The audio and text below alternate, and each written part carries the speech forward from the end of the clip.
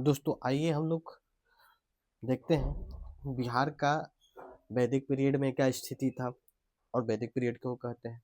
दूसरा जो अपना टॉपिक होगा आर्यनाइजेशन ऑफ बिहार, बिहार में आर्यों का आना आगमन कैसे हुआ, ठीक ना, उसको लेकर हम लोग बात करेंगे। तो पहला जो अपना टॉपिक है वो होगा कि बिहार इन वैदिक पीरियड। वैदिक पीरियड बात आ रहा है कि वैदिक पीरियड किसे कहते हैं, क्यों कहते हैं, क्योंकि इस पीरियड में हो रहा है क्या, वेदों का वेदाज जो है उसका रिटेन होता है इस पीरियड के दौरान। जैसे जो वेद है, हम लोगों के पास 4 वेद हैं। ऋग वेद है, ठीक ना, यजुर्वेद वेद है, फिर अथर्ववेद है और सामवेद है। ये अपने पास 4 वेद है, ठीक ना। ये 4 वेद हैं। होता क्या है कि जो वैदिक पीरियड है उसमें से भी 2 पार्ट, इसको वैदिक पीरियड को 2 भाग में क्लासिफाई किया गया है। कितने भाग में क्लासिफाई किया गया है? 2 भाग में। अगर ओवरऑल अगर वैदिक पीरियड की अगर हम लोग बात करें तो ये 1500 बीसी से लेकर, सॉरी, 1500 बीसी से लेकर 1000 बीसी का जो टाइम पीरियड है उसको काउंट किया जाता है, ठीक है, यहाँ तक। इसमें जो अगर क्लासिफिकेशन देखें तो दो प्रकार का होता है, अर्ली वैदिक पीरियड और होगा लेटर वैदिक पीरियड, ठीक है, लेटर वैदिक पीरियड। इस अर्ली वैदिक पीरियड को और एक नाम दिया जाता है, क्या बोलते हैं? ऋग वैदिक पीरियड। ऋग वैदिक पीरियड, ऋग वैदिक पीरियड क्यों, नाम से पता चल गया, क्योंकि इसी के दौरान, इसी ऋग पीरियड के दौरान होता क्या है, ऋग वेद को लिखा जाता है, ऋग वेद लिखा गया है, इसीलिए इस पीरियड को हम लोग क्या बोलते हैं? ऋग वैदिक पीरियड। इसका टाइम पीरियड अगर हम लोग देखें तो ये जो है 1500 बीसी से लेकर 1500 बीसी से लेकर आई थिंक, सॉरी 1500 बीसी से लेकर 1000 बीसी तक का ये पीरियड है, ठीक है। उसी तरीके से अगर हम लोग लेटर वैदिक पीरियड की अगर बात बोले तो ये 1000 बीसी से लेकर, ठीक ना, 1000 बीसी से लेकर 600 बीसी तक का पीरियड है। यहाँ पर थोड़ा सा करेक्शन करने वाली है कि यहाँ पर मैंने गलत बोल दिया, गलत क्या बोल दिया कि ये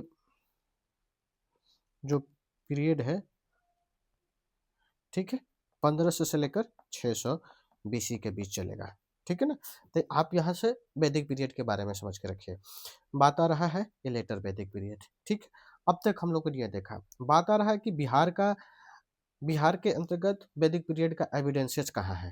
तो एविडेंसेस के तौर पर अगर हम लोग सोर्स देखें, ठीक है ना, तो सोर्स के तौर पर अगर देखिएगा तो शतपथ ब्राह्मण है। क्या है? शतपथ ब्राह्मण। ये शतपथ ब्राह्मण कह रहे हैं और बात कर रहे हैं हम वेद का। तो ये शतपथ ब्राह्मण, ब्राह्मण का है वेद का पाठ होता है, ठीक ना। वेद जब क्लासिफाइड किया गया है उसके अंदर जो चैप्टर चैप्टर डिवाइड होता है तो उसमें होता है ब्राह्मण। तो जो शतपथ ब्राह्मण है ना, शतपथ ब्राह्मण, ये शतपथ ब्राह्मण के अंतर्गत ये बात बताया गया है। क्या बताया गया है कि भाई वैदिक पीरियड का भी एविडेंसेस कहाँ मिलता है? बिहार में, ठीक ना, वैदिक पीरियड का। अब आते हैं, जैसे कि ये तो शतपथ ब्राह्मण हो गया। दूसरा का कोई सोर्स के तौर पर कौन है? तो वो है पुराण। क्या है भाई? पुराना। बिहार जो पुराण लिखा गया है वो बताएगा। जैसे कि पुराण के तौर पर अगर हम लोग कौन सा पुराण पढ़ें, पुराण तो हमारे पास 18 पुराण है। तो 18 पुराण है तो 18 तो नहीं ना पढ़ेंगे, तो उसमें से कौन सा है? तो जो वायु पुराण है, वायु का जो वायु पुराण है उसमें इस चीज को बताया गया है। बिहार के वैदिक पीरियड का एविडेंसेज वहां पर मिलता है, ठीक ना। उसके बाद और भी अगर हम लोग देख लें, दूसरा का अगर देखें तो वो है पद्मा पुराण। कौन सा? पद्मा पुराण। पद्मा पुराण में भी देखोगे तो आपको बिहार का एविडेंसेज वहाँ पर दिखता है। साथ में अगर और कोई पुराण की अगर बात बोले तो वो है बारहा पुराण। बारहा पुराण जिसमें डिस्कशन मिलता है कि बारहा अवतार कैसे हुआ था, ठीक है। तो बारहा पुराण के बारे में वहाँ पर आपको बारे में पता चल जाता है। साथ ही ये सब जो पुराण है ये और भी बताएगा कि ये पुराण, ये जो है मगध अम्पायर का भी डिस्कशन देता है कि मगध अम्पायर है उसके बारे में भी ये डिटेल में थोड़ा सा बताता है कि कोई अम्पायर हुआ करता था जिसका नाम मगध था। बात समझ में आ रहा है? ये यही सब पुराण है जिसमें से बृहदस्त है, बृहदस्त डायनेस्टी के बारे में ये भी बात करता है। अब तो ये हो गया। अब हम लोगों ने एक और बात कर रहे थे, सरकार नंबर पे एक और वेद है जिसको अथर्व वेद बोलते हैं। क्या बोलते हैं? अथर्व वेद। जो अथर्व वेदा जो है ना, अथर्ववेदा भी उसके बारे में जिक्र करता है। किसके बारे में जिक्र करता है? वैदिक पीरियड के बारे में बताता है कि बिहार में वैदिक पीरियड है। ठीक है, अब अथर्ववेद हो गया, यहाँ तक तो ठीक है। अब अगर हम लोग बात करें फिर आगे की ओर, तो अब थोड़ा सा रीजन को देख लेते हैं कि बिहार में क्या कहा गया है, किस तरीके से क्या। तो बिहार में जो हम लोगों ने बोला कि ऋग्वेद, ठीक, ऋग्वेद जो है बिहार को क्या बोलता है? तो बिहार को ऋग्वेद जो बोलता है वो बोलता है कि बिहार जो है कीकट बोलता है। क्या बोलता है इसको? कीकट। कीकट बिहार, ऋग्वेद में बिहार को कीकट कहा गया है, ठीक ना। और जो यहाँ के लोग रहने वाले थे, यहाँ के जो पीपल रहने वाले हैं, उसको बोला गया है ब्रात्या। ब्रात्या, ठीक ना, ये होता है ब्रात्या। इस तरीके से बात कहा गया है। वही हम लोग अगर बात कर रहे थे कि जैसे कि बरहा अवतार है, तो बरहा अवतार जो बिहार को क्या बोलता है? बिहार को बोलता है कि बिहार एक कैसा रीजन है? वो अनहोनी रीजन, अनहोली रीजन है, अपवित्र रीजन। कौन बोल रहा है? ये बोल रहा है बरहा अवतार, सॉरी बरहा पुराण, ठीक ना। ये इस तरह यहाँ से मिल जाता है। अब बात आ रहा है कि बिहार में जो लेटर वैदिक पीरियड है उसके लेकर बात करते हैं। तो ये जो लेटर वैदिक पीरियड है ना, ये ज़्यादा इंपॉर्टेंट है। क्या है इसका? ज़्यादा सिग्निफिकेंस है। ज़्यादा सिग्निफिकेंस लेटर वैदिक पीरियड का क्यों? क्योंकि जो लेटर वैदिक पीरियड है, इसी के दौरान जो होता क्या है कि बिहार में कौन आएगा? आर्यन आएंगे। कौन आएगा? आर्यन आएंगे। ये आर्यन है कौन? इनके बारे में थोड़ी सी समझने की कोशिश करते हैं। तो ये जो आर्यन, वो लोग कहते हैं जो संस्कृत वर्ड बोलते हैं। कौन? जो संस्कृत भाषा को जानते हैं। समझ में आ रहा है? ये वो लोग हैं जो संस्कृत मतलब इंडो आर्यन भाषा को बोलते हैं। और संस्कृत इसी को बोलते हैं। संस्कृत कौन सा भाषा है? संस्कृत की अगर बात करें तो ये एक इंडो आर्यन भाषा है, ठीक ना। अगर हम लोग बात कर रहे थे तो बहुत सारे थ्योरी है आर्यन से रिलेटेड। ये आर्यन है कहाँ से?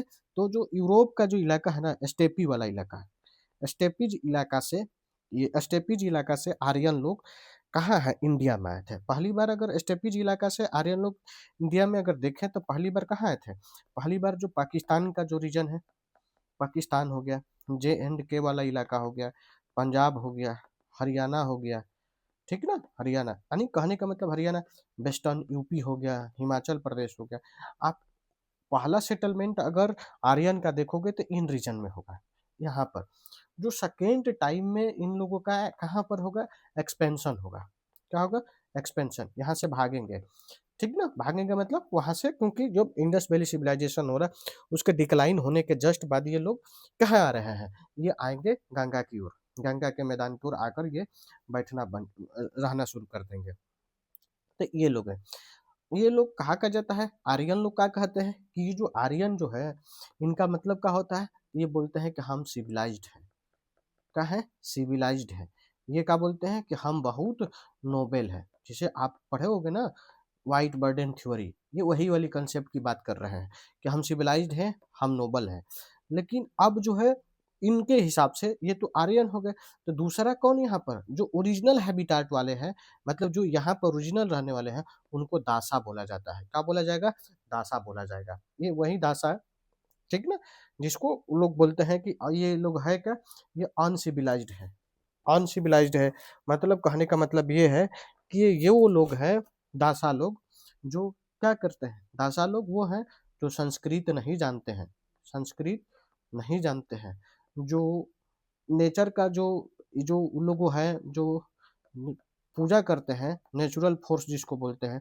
नेचुरल फोर्स कहने का मतलब ये हो गया, जो इंद्र हो गए, ठीक ना, जो अग्नि हो गए, साथ ही साथ अगर बोले वरुणा हो गए, ये उन लोगों से अवेयर नहीं है। दासा ये उन लोगों को बोलते हैं जो कि ये जो कंसेप्ट BKBS है वो लोग नहीं जानते हैं।